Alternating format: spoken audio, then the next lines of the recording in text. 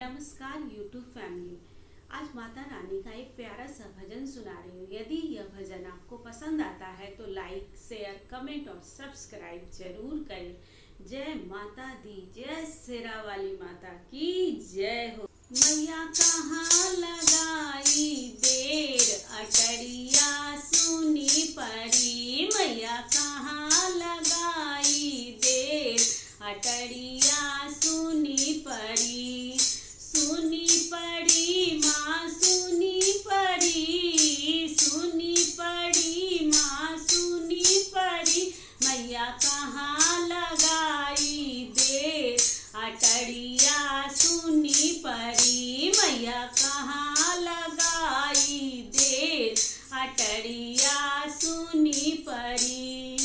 हट गई बाजार गई बनिए की दुकान पे, हट गई बाजार गई बनिए की दुकान पे। बनिए की दुकान पे, हाँ बनिए की दुकान पे।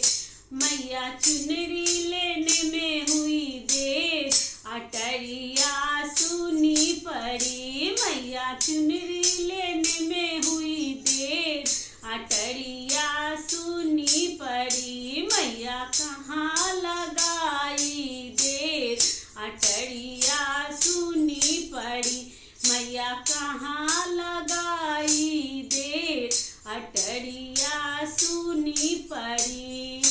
हट गई बाजार गई सुनार की दुकान पे, हट गई बाजार गई सुनार की दुकान पे। सुनार की दुकान पे, सुनार की दुकान पे। मैया नथनी लेने में हुई देर, अटरिया सुनी पड़ी। मैया नथनी लेने में हुई देर, अटरिया सुनी पड़ी। मैया कहाँ लगाई बड़ी देर, अटरिया सुनी पड़ी। मैया कहाँ लगाई देर, अटरिया सुनी पड़ी। हट गई बाजार गई पनवाड़ी की दुकान पे, हट गई बाजार गई पनवाड़ी की दुकान पे। पनवाड़ी की दुकान पे, पनवाड़ी की दुकान पे। मैया चूड़ी लेने में हुई देर, अटरिया सुनी पड़ी।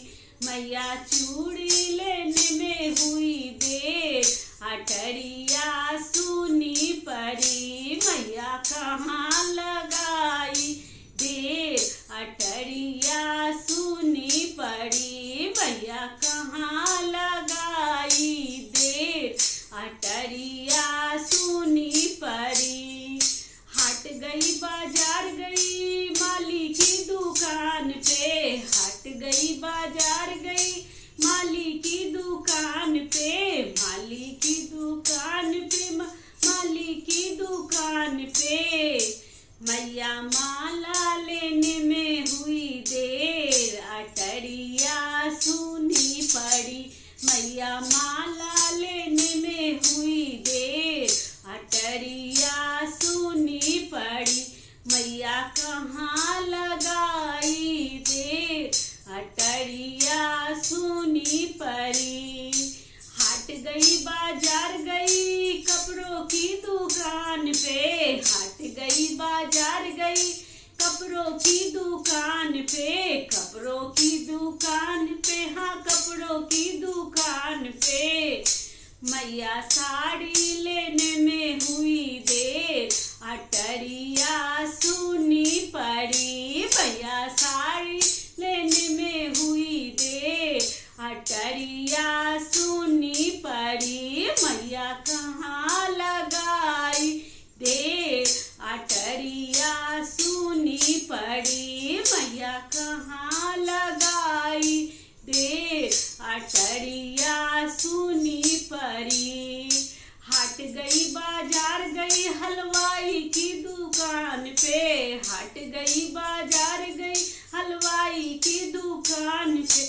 हलवाई की दुकान पे, हलवाई की दुकान पे। मैया लड्डू लेने में हुई देर,